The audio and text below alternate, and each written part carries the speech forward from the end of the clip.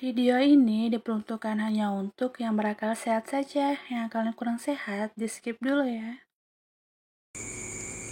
Di dalam doa yang gampang dikabulkan oleh Allah, ini sebetulnya doa yang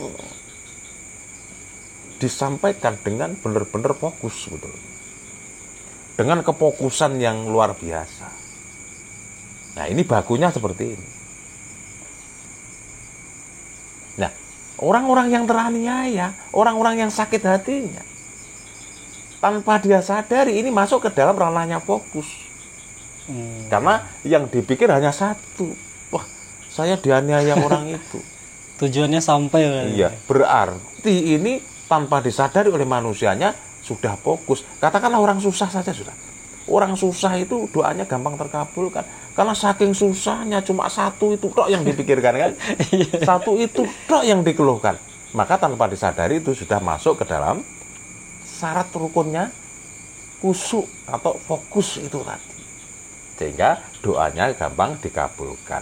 Atau dengan bahasa atau dengan kalimat yang sering kali kita dengarkan, doa orang teraniaya itu gampang didengar oleh Allah.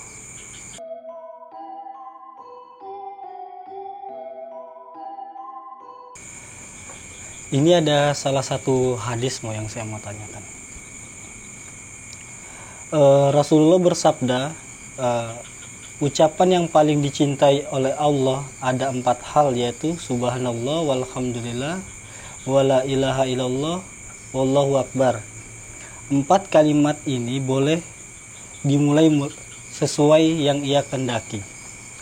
Nah, terus di sini juga dari surah Al-Mu'min, berdoalah kepadaku, niscaya akan kuperkenankan bagimu.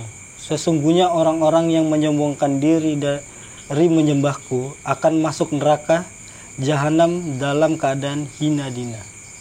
Nah, yang saya mau tanyakan di sini hanya zikir tanpa doa.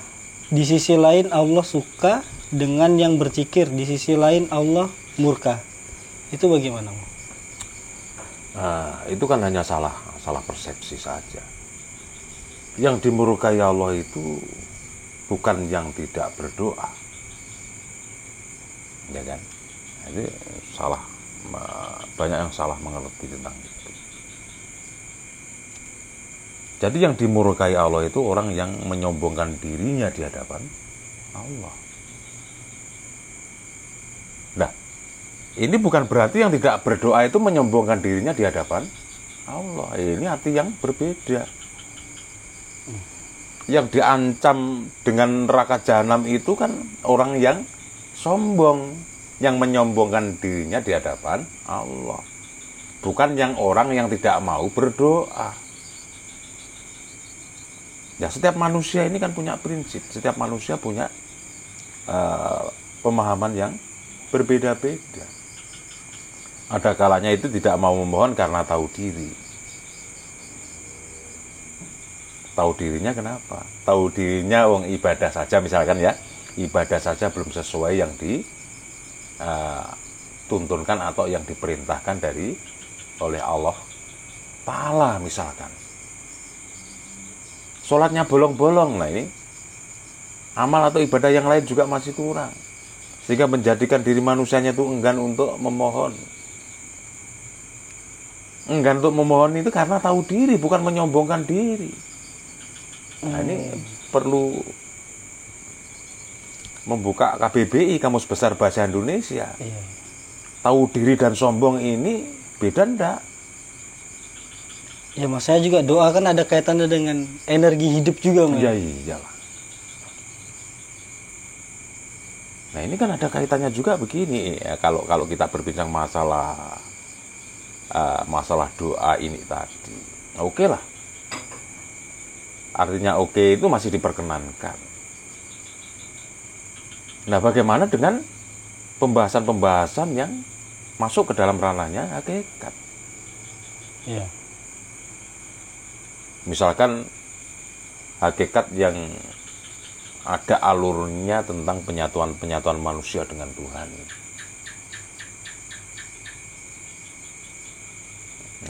banyak yang mengatakan bahwa berdoa itu malah menjauhkan manusianya dengan Tuhannya. Loh, bagaimana itu? Iya kan? Iya, iya. Berzikir itu malah tidak mendekatkan manusia dengan Tuhannya. Nah, ini agak ekstrim sedikit ini. Kenapa bisa begitu, Kang? Kenapa bisa begitu? Karena kalau berdoa, ini antara kubu yang memohon dan yang dimohoni, atau antara pribadi yang meminta dan yang dimintai, ini kan semakin kuat. Nah, ini kan artinya akan semakin ada jarak antara yang meminta dan yang dimintai. Nah, ini kan konsep yang masuk ke dalam pembahasan hakikat. Nah, jangan disalahartikan. Jadi kalau mengingat, berzikir misalkan ya, mengingat kan ini kan, berzikir itu mengucapkan satu kata atau satu kalimat berulang-ulang dengan tujuan mengingat. Kalau yang namanya mengingat ini kan ada yang berusaha mengingat, ada yang diingat. Ya. Nah, ini justru menjauhkan antara si pengingat dan yang diingat, menjauhkan yang memohon dan yang dimohoni tersebut. Nah, ini konsep yang arahnya ke hakikat. Nah, ini harus benar-benar dikaji terlebih dahulu, karena ranahnya hakikat adalah masuk ke dalam penyatuan. Nah, kalau ada yang meminta dan ada yang dimintai, nah ini kapan menyatunya atau kapan ketemunya? Kalau ada yang diingat dan ada yang mengingat, terus kapan dia menjadi satu? Kan nggak pernah ketemu.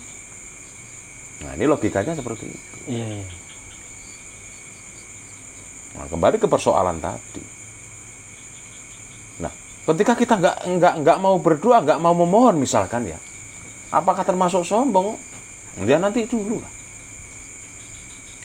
Nah, kan harus ada penjelasan yang pasti apa sebetulnya yang melatar belakangi tidak ingin berdoa.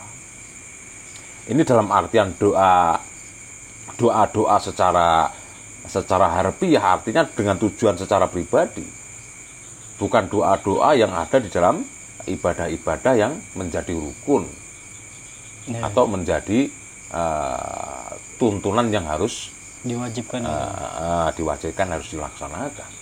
Nah, contohnya di dalam sholat pun ada doa yang kita bincangkan ini kan bukan yang masuk ke dalam ranahnya rukun yang wajib dilaksanakan, tidak, tapi doa secara pribadi, memohon secara pribadi kepada Tuhan. Nah, ketika nggak ada keinginan meminta, ya sah-sah saja sebetulnya.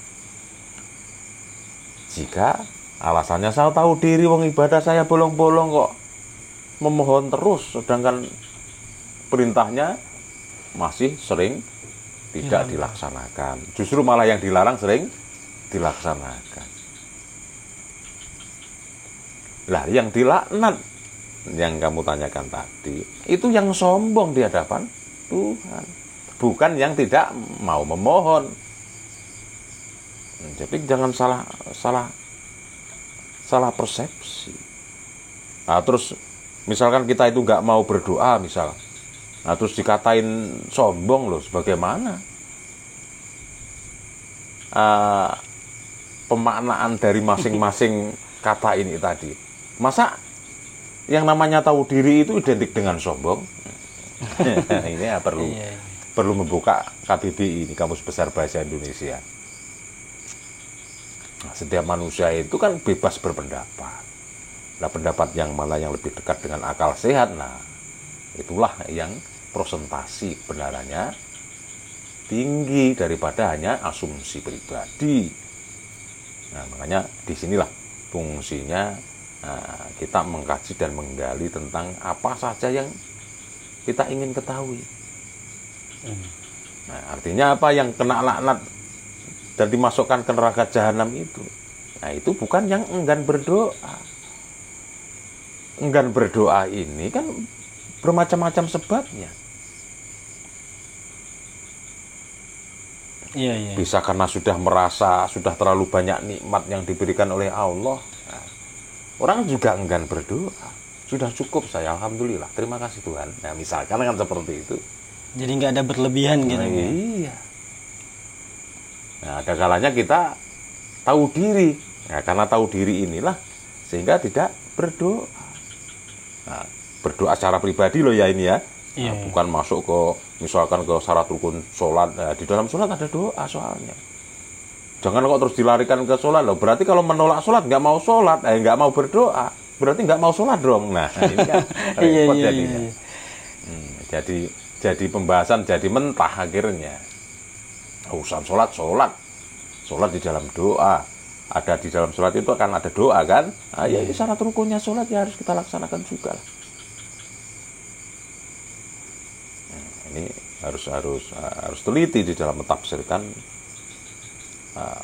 ayat suci Al-Quran itu harus seperti itu. Mungkin ada yang mau ditanyakan lagi itu yang ada kaitannya dengan itu atau bahan yang lain atau materi yang lain, enggak ada masalah. Ini saya mau nanya tentang zikrullah dengan menyebutkan asma-asma Allah. Iya. Dengan cara agar mengingat Allah. Iya. Tapi bagaimana dengan cara kita menyebut nama kita, tapi kita mengingat Allah? Apakah itu bisa seperti itu? Loh, kalau masalah bisanya, ya tentu bisa saja. Yang jadi masalah itu tentang benar apa enggaknya, kan begitu kan? Nah, kalau kita itu misalkan kita menyebut nama kita untuk menyebut nama Allah misalkan. Nah ini maksudnya secara pribadi itu apa? Gitu loh maksudnya itu. Kalau bisanya kan tetap bisa. Wong yang untuk mengingat juga otaknya sendiri. Iya kan? Iya. Yang untuk merasa juga rasa hatinya sendiri. Nah di sini ini sebetulnya pertanyaan yang seperti itu. Pertanyaan-pertanyaan yang bersumberkan dari kekonyolan-kekonyolan saja.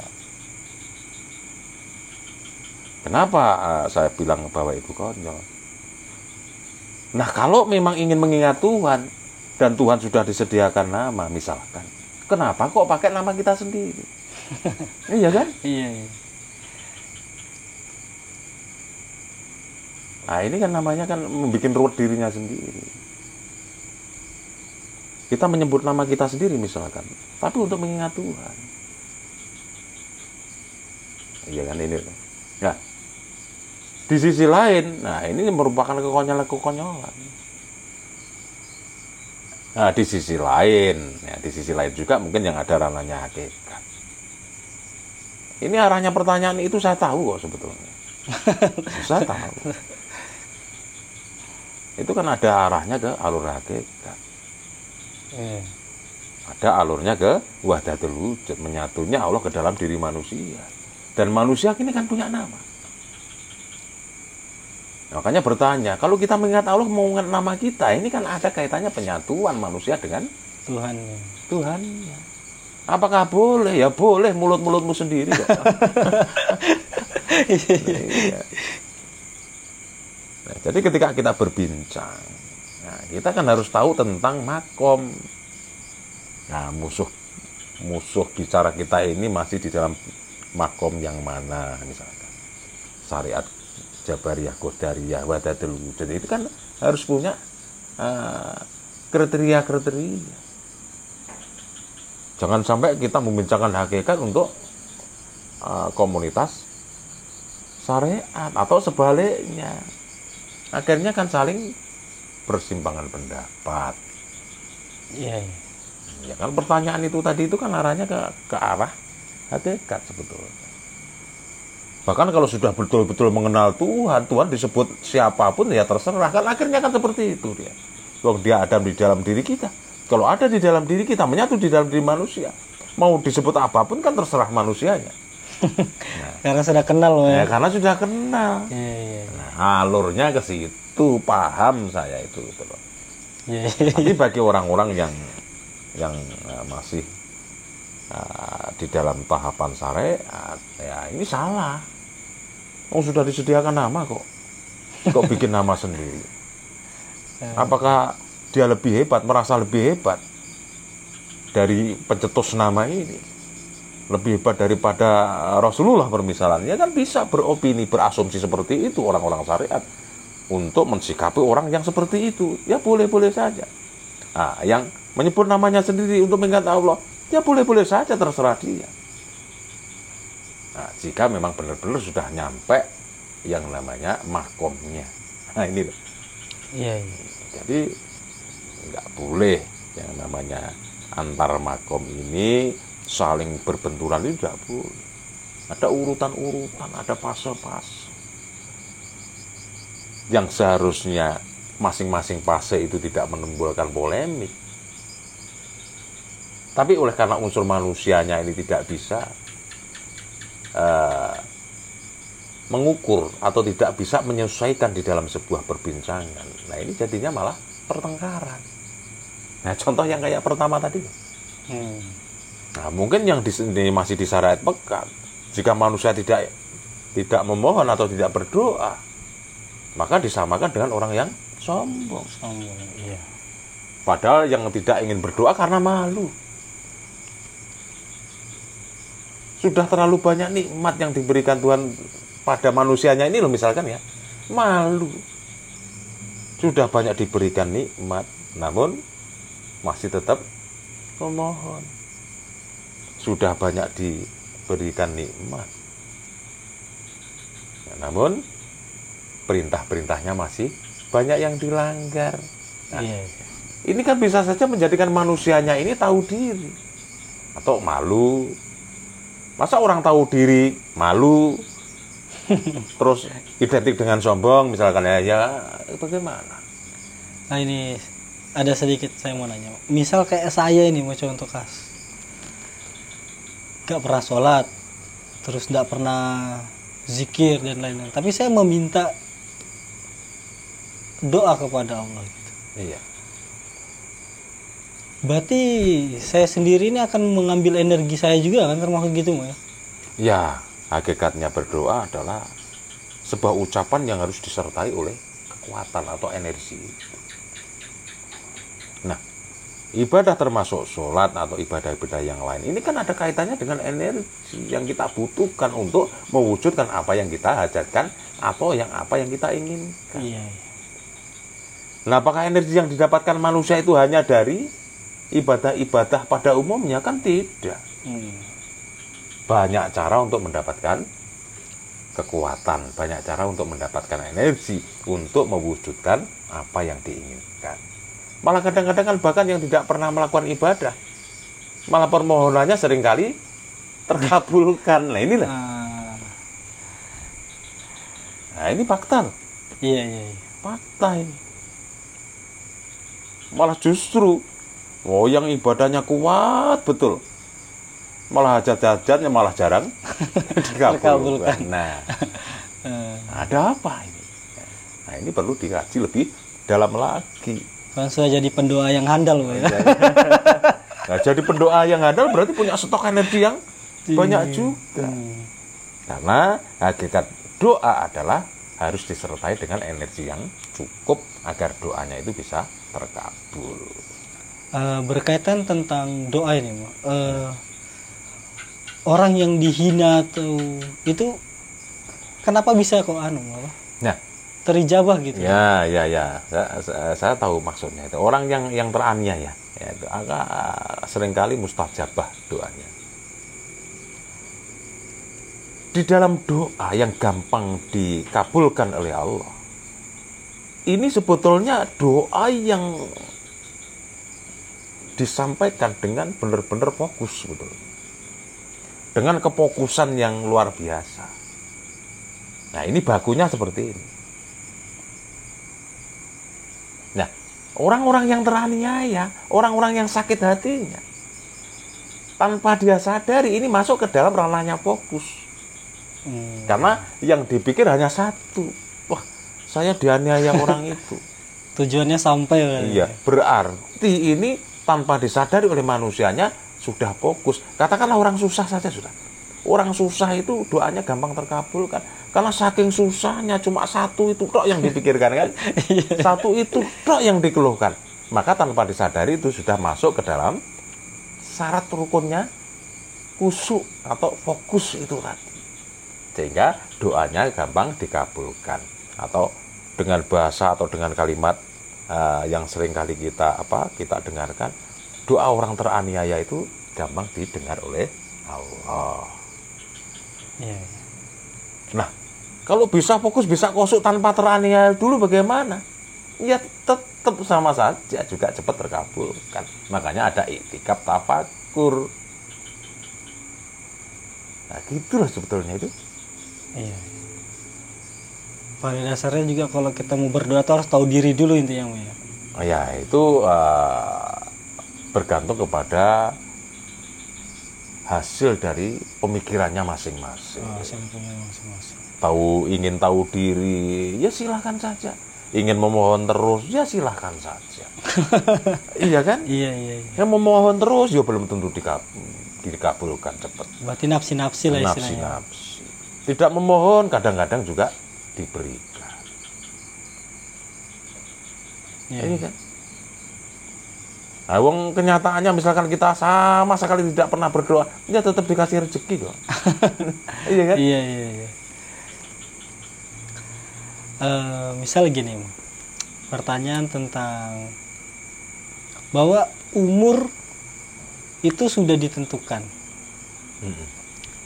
terus rezeki sudah ditentukan, sama jodoh sudah ditentukan. Iya. Tapi kita masih meminta sama Allah jodoh, rezeki, umur panjang dan itu bagaimana pendapatnya teman? Itu kan kita berbincang masalah takdir, ya kan? Iya. Nah, itu katakanlah takdir. Jodoh, rezeki dan kematian itu sudah Ditentukan. Nah, ya memang benar. Nah, kalau kita berbincang masalah takdir, ini ada takdir yang bisa dirubah dan ada takdir yang tidak bisa dirubah. Misalkan soal kematian. Apa yang sudah ditentukan? Nah, ini apa yang sudah ditentukan? Yang sudah ditentukan oleh Allah Ta'ala adalah matinya. Setiap makhluk yang bernyawa akan pasti mengalami mati. Nah, ini yang sudah ditentukan matinya. Nah, kemudian apakah ini bisa dirubah? Ada yang bisa dirubah? Bisa. Apa yang bisa dirubah tentang takdir pasti matinya ini? Jadwal kematiannya. Jadwal kematiannya ini yang bisa maju dan bisa dimundurkan. Nah, terus saya pernah dengar kalau sudah misalnya dicatat di Lauhul Mahfuz, misalnya 55 meninggal gitu. Iya. Itu bagaimana itu? Nah, itu ada pembahasan lagi yang namanya meradat kodrat atau mawiradati kodrat. Oh, ada lagi istilahnya. Ada lagi istilahnya. Nah, balik ke soal takdir ini.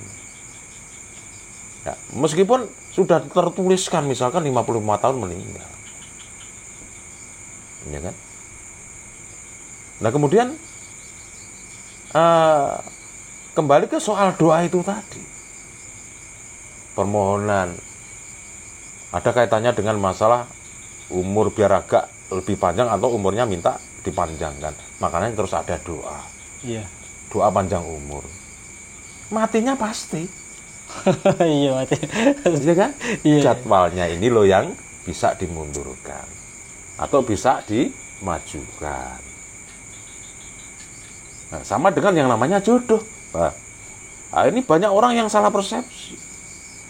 Kalau jodoh sudah ditentukan, lah kenapa masih memohon? Kan percuma. Iya. Yang jelas, seorang laki-laki jodohnya adalah perempuan. Ya kan? Iya. Nah, ini loh, yang ditentukan, yang tertulis ini adalah perempuannya ini tadi, atau sebaliknya. Jodoh seorang perempuan ini adalah seorang laki-laki. Ini sudah ditentukan, yang tercatat itu. Bukan namanya berarti. Yo ya? bukan. Nah inilah salah persepsi. Iya. Nah kemudian memunculkan doa. Ya Tuhan, ya Allah, berikan aku jodoh yang sesuai dengan keinginannya masing-masing kan. Nah bukan berarti, oh ini jodohmu si A ini sudah.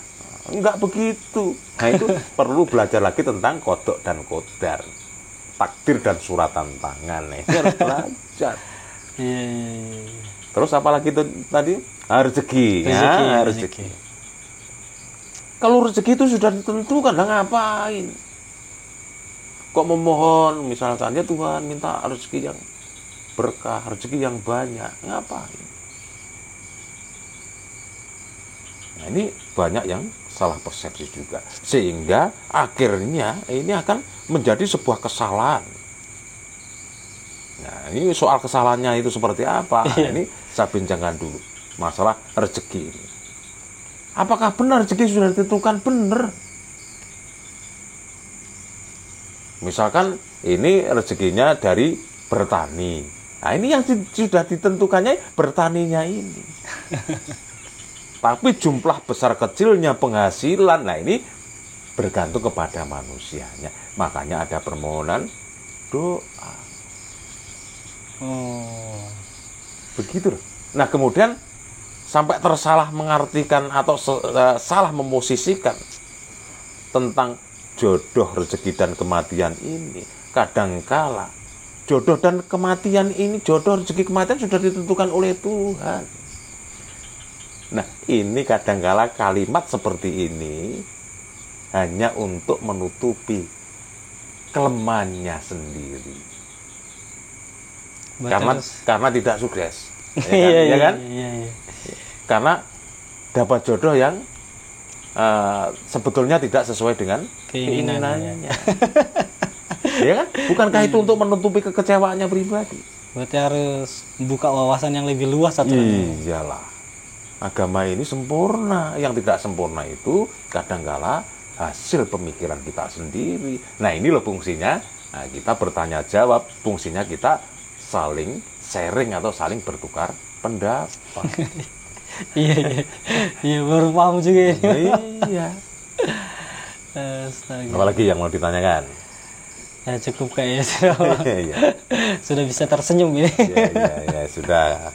Nah, jika demikian mudah-mudahan apa yang kita obrolkan ini tadi khususnya bermanfaat bagi sampean yang bertanya lah. Iya. Dan mudah-mudahan juga bermanfaat juga dengan orang yang kebetulan mendengar dan melihat obrolan kita ini. Amin. Nah, tidak ada niat untuk apapun yang tidak baik lah. Ya, mudah-mudahan bermanfaat bagi semuanya saja juga. Amin amin ya Allah ya rabbal alamin.